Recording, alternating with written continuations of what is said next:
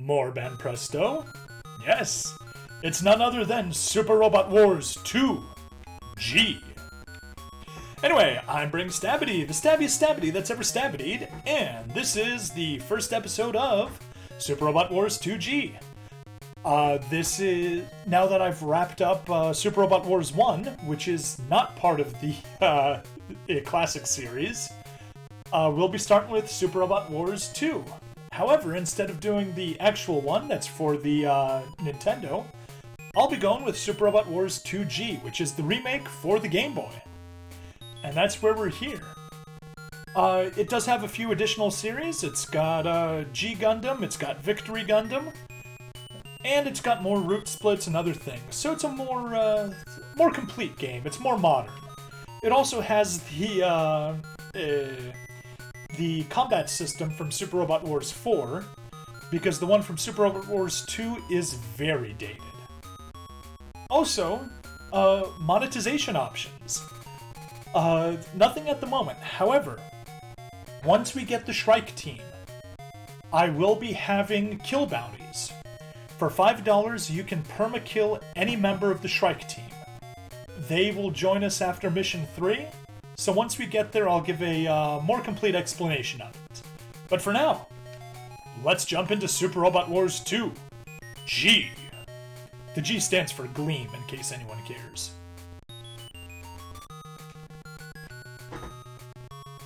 Let's go! There once was a scientist with a superhuman intellect and extraordinary determination. Through an accurate investigation, he found out a great crisis was approaching the Earth. In order to face this threat, he used all his power to build one robot. The robot's name is Valsian, the ultimate robot, boasting an immense power. Until now, the story was relatively nice, but the scientist, beyond Zoldark, still felt uneasy. He thought if all mankind wasn't united, if all their efforts weren't concentrated, it would not be able to defend itself against the invaders from space. Professor Bion established a secret society, the Divine Crusaders. To protect the Earth, DC's objective is only one: to unite the planet by force. In other words, to conquer the world. DC quickly gained control of the world, its might admired even by the United Nations Army. No force could match the Valsian. However, even when DC conquered the entire world, some people continued to oppose their rule. In several places, they challenged DC by conducting a guerrilla-style fight. Soon, based on a battleship called White Base, they started a rebellion against the DC. And now begins the world-silencing Second Super Robot War. I read that a little bit too fast. There it is. There's the Second Super Robot War.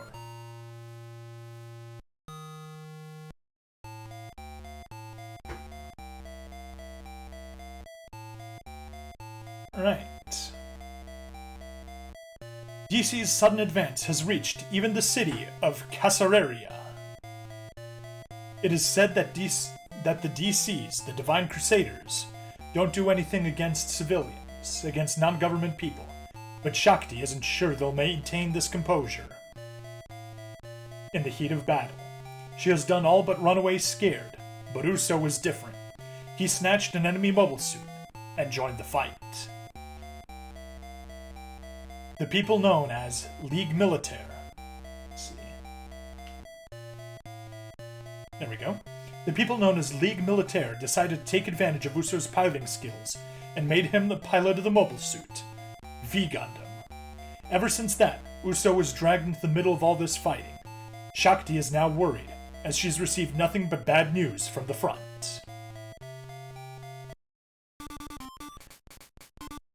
Episode 1. League Militaire. Normal Kid, no, I do not speak Japanese. That translation was done courtesy of Carlos Mori, also known as C. Mori, who has done a ton of translation guides for older Super Robot Wars. So, much thanks go to him. Anyway, here we are. Chronicle is chasing a small mech, hoping to find the place it came from. Inside this little mech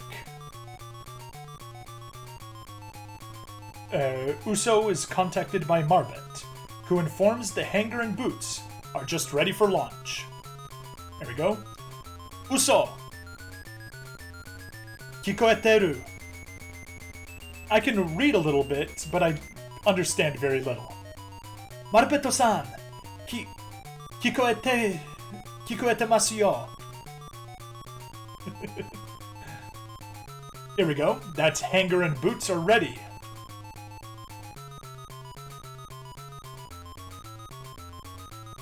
As Usso gains little distance from Chronicle, Marvet releases the hangar and boots. Okay, that was a Ryokai, Roger. Ikuwayo, Usso! Ryokai, Roger. Hanga, boots!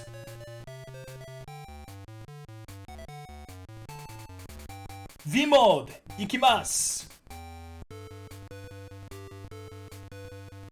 Yosh!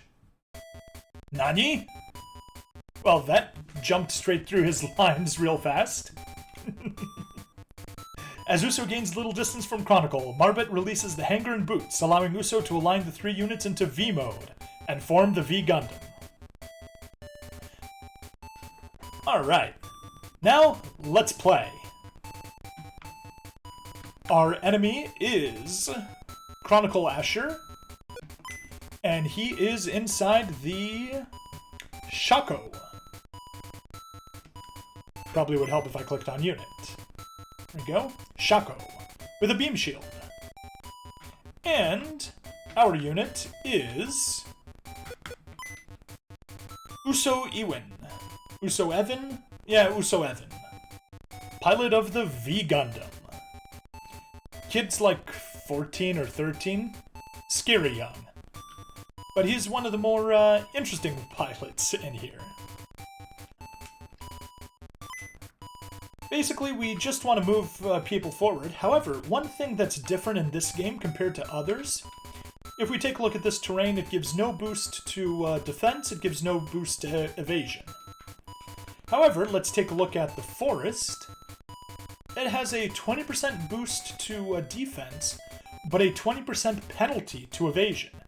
This is actually unique. Pretty much everywhere else in the Super Robot Wars series, defensive terrain boosts both defense and evasion.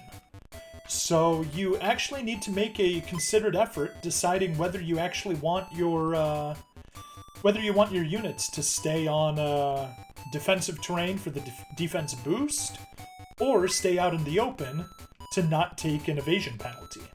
Anyway, we'll just move a little bit closer. Specifically right there, we're out of range. I guess we should check attack types. This says always attack. I believe that's always evade. That may be always defend. I'm not positive. No, I'll look at these a little bit later and give the details there. This is manual mode. However, I'm going to leave it in always attack for now. Exactly, have room to dodge or take extra cover. I don't know what that is, so I won't do it. Mission requirements. Usso survives. Alright, let's end the turn.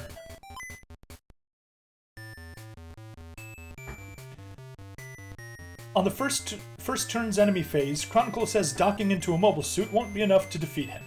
After Chronicle's HP drops below 30%, he uses his... Oh, nope, we haven't gotten there yet.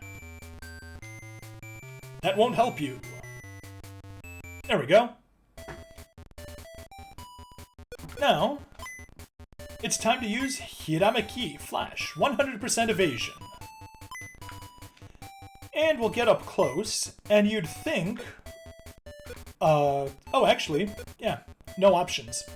We can use the Vulcans, and we can't use anything else. This is actually the smart play, because Chronicle will retreat at 30% HP. So here we go, 98% accuracy.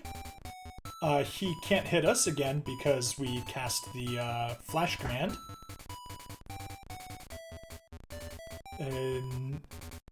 Kono wa neko no something. Kitsune.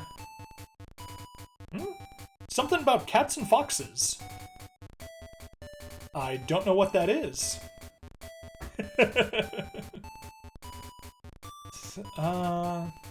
Shoko no... Okay, something about the Shoko. Whatever. No, definitely no meows, Anwise. Anyway, that just reduced his HP by a little bit. And that is critical for us.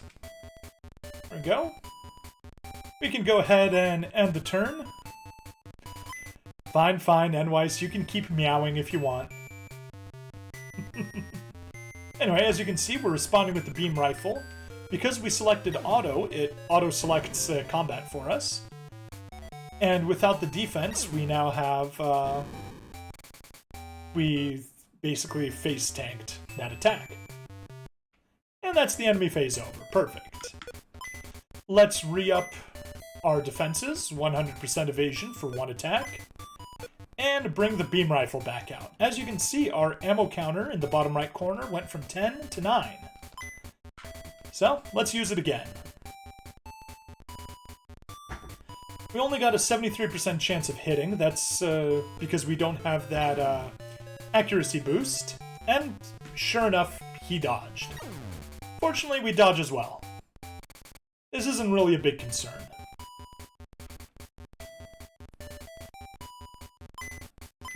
So, we end the turn, and hopefully we can kill him on the counterattack. That would be nice. 73% chance.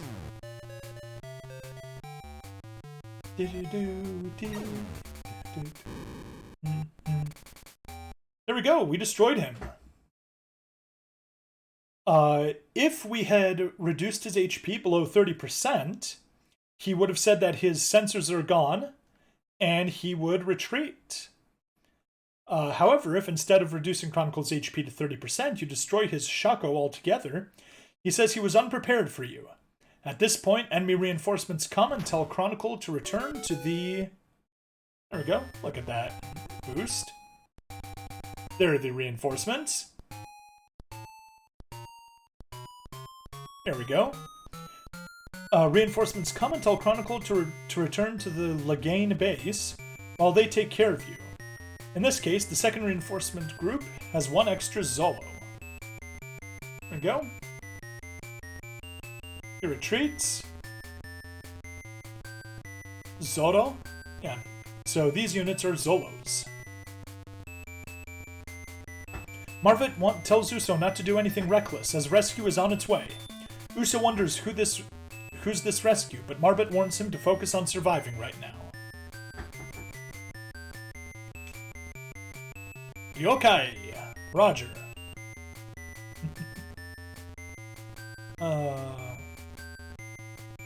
Yep. Okay. Those are the enemy forces. Oh. On the next turn, Mazinger Z and Aphrodite A appear. Koji finds it amazing they aren't the only ones fighting DC. And Sayaka asks Usso if he's really against DC. If so, they're willing to fight to help. Oddly enough, these are not the rescuers Marbit was thinking of. Yeah. Yep, there we go. She thinks it's okay to have them help. Usso introduces himself and his V Gundam, leaving Koji surprised to see a kid in the cockpit. Usso explains he has to do what it takes to survive, including fighting.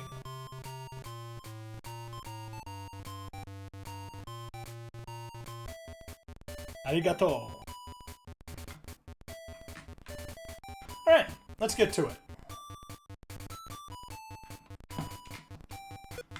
Let's get your protections back up.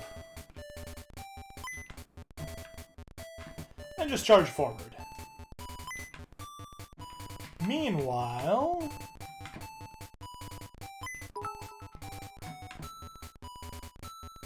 Hey, Zappa Slave, thank you for the cheer. That is $1. Thank you so much, buddy.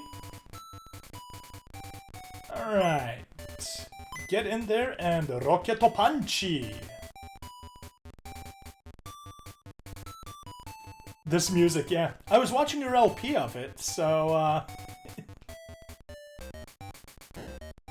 now you get to watch mine.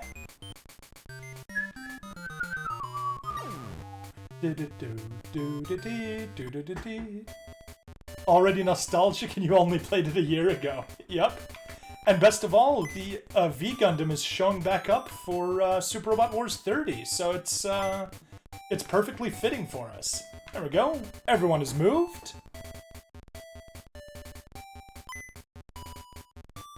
And let's end the turn.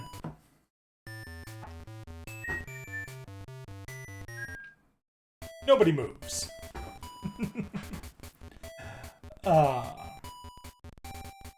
One turn later, Usso gets a strange feeling and senses someone's coming.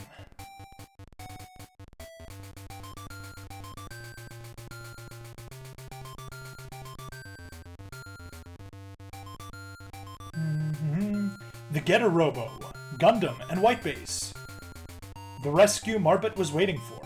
Bright recognizes the League Militaire's V Gundam, but Amuro can't identify the other robots fighting on his side. Ryoma says that's Mazinger Z, whose pilot he already knows. They fought together in the past, and Mazinger Z has pretty much the same power as their robots. Usso soon recognizes the famed RX-78 Gundam. And Koji asks Ryo... Let's fast forward, there we go. Koji asks Ryo a little help against the enemies.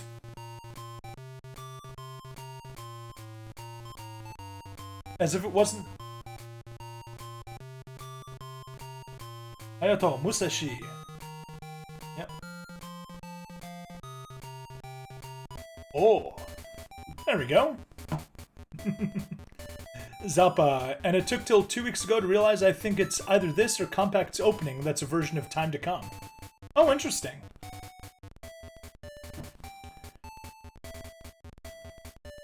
There we go. Now we've got these guys. So... let's have everyone charge ahead. That's all you can do. Amuro, get your butt up front.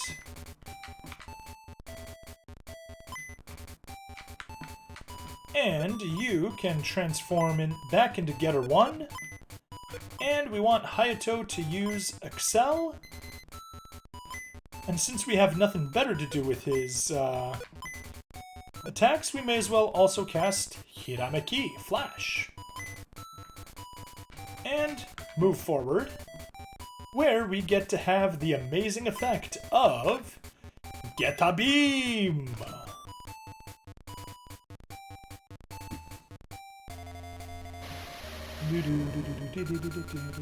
There we go! One shot, one kill! Gladly take that experience and the experience and the money. Jeez, couldn't find the word for that. And it's probably not the smartest move to get Usso all the way up front here, since he is already a little bit damaged, but it doesn't matter. We evade the first attack regardless, because we still have Hirameki up. Flash. I think he said Muda. It's useless. Let's see, is this the damaged one? That's the damaged one. So, Koji, you get up here and... Breast of Fire! With perfect accuracy. There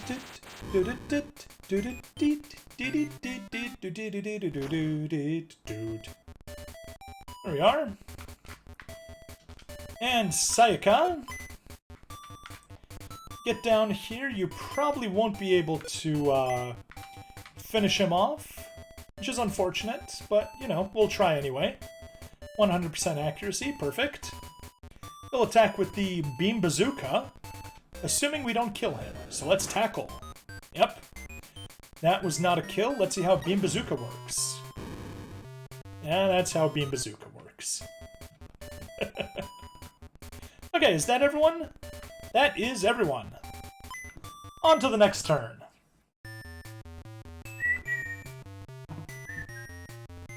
go.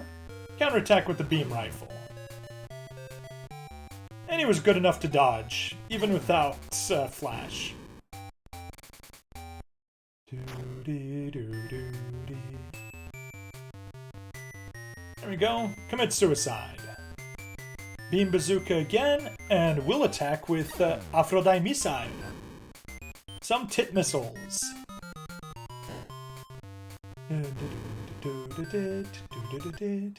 Goodbye, Zolo. And counterattack with some more Aphrodite missile.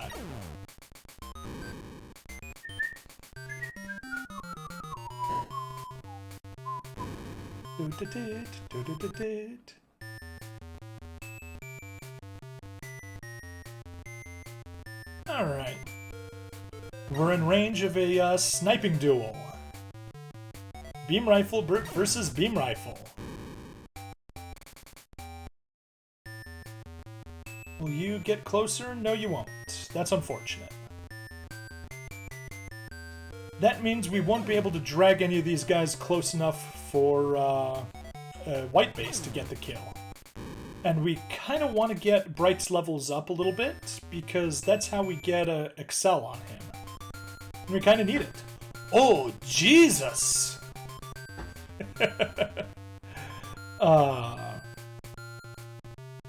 As if it wasn't enough, Texas Mac arrives the next turn. Musashi thought it and its pilot, Jack King, were supposed to be with America's 7th Fleet. But Jack says DC already wiped out the entire American army, so now he's only got you to join.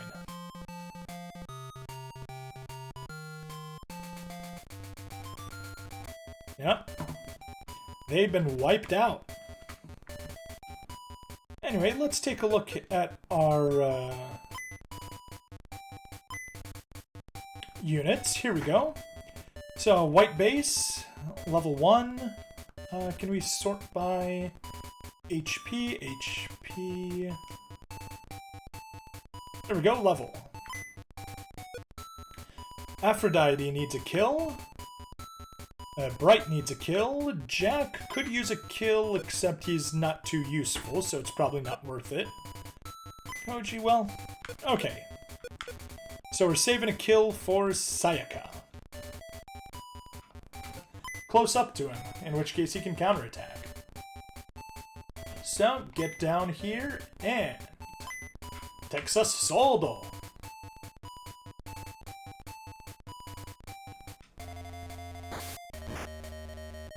Perfect! Down to low HP. Just the way we want it. And he even dodged. How nice of him. Sayaka, finish him off with some booba missiles. 100% accuracy, perfect.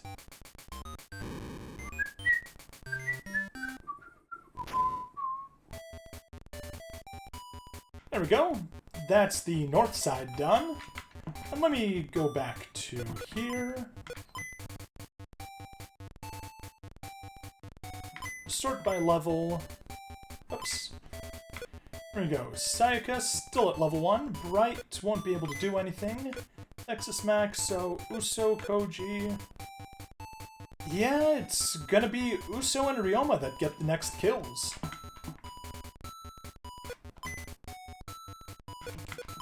And let's beam rifle you. That'll get us a kill.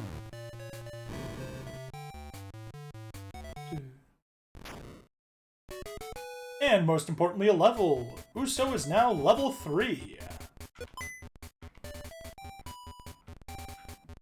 And let's get Ryoma over here, but more accurately, let's swap him over to Getter 3.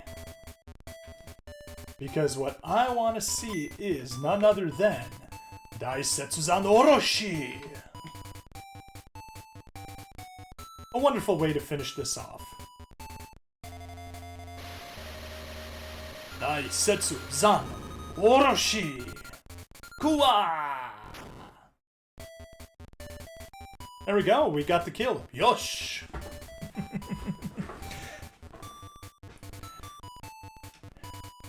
After the battle, Marbet Fingerhat introduces herself and thanks Bright for his assistance, inviting him to resupply at their base.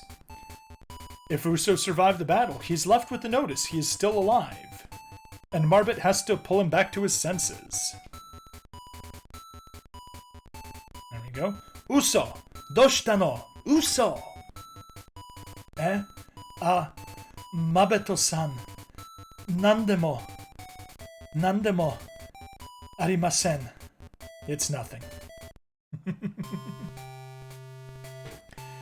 Usso reaffirms he's not a pilot by choice, but only to survive. Amuro understands and says children like him shouldn't have to fight. Marbet pulls Amuro to the side and says she's the one who put Usso into this situation. There we go.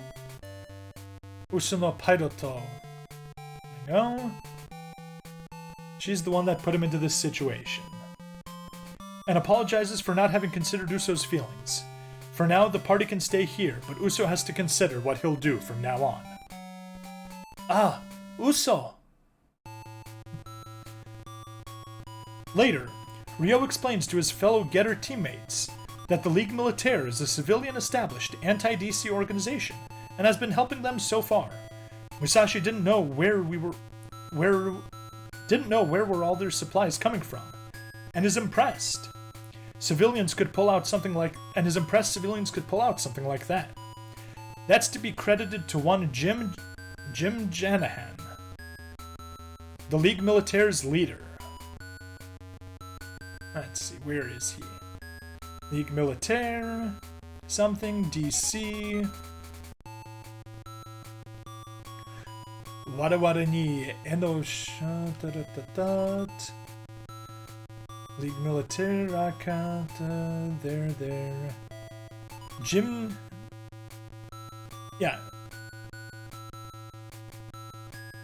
Jahannam. Something like that.